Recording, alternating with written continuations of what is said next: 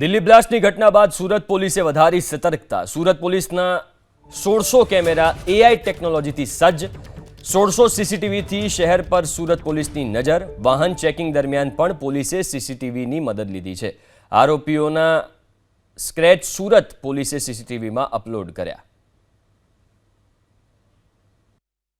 Delhi blast થયા પછી જો અત્યારે જે રીતે હાઈ એલર્ટ પર રહીને સુરત શહેર પોલીસ શહેરમાં જો અલગ અલગ વિસ્તારોમાં ચેકિંગ સુપરવિઝનના કામ કરી રહી છે, એમાં અમારા સૌથી ઇમ્પોર્ટન્ટ માધ્યમ છે અમારા સીસીટીવી કેમેરાના નેટવર્ક।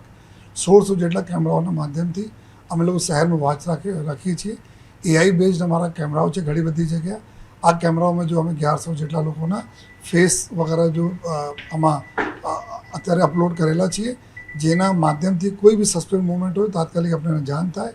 આ પ્રકાર કોઈ વસ્તુ કોઈ મૂકી દેતા હોય, કોઈ એકદમ બિનવારસી વસ્તુ છોડીને જતા રહે છે, આ આપણને શોધવામાં મદદરૂપ થાય છે। કોઈ ગાડીઓ આ રીતે અનવોન્ટેડ જગ્યા ઉપર પડી હોય એના શોધવા માટે તો આ જો એઆઈ બેઝ કેમેરાઓના માધ્યમથી અત્યારે અમારી સુરત શહેર પોલીસની ટીમ ખૂબ સરસ રીતે જો વોચ રાખી રહી છે अपने पूरे शहर में।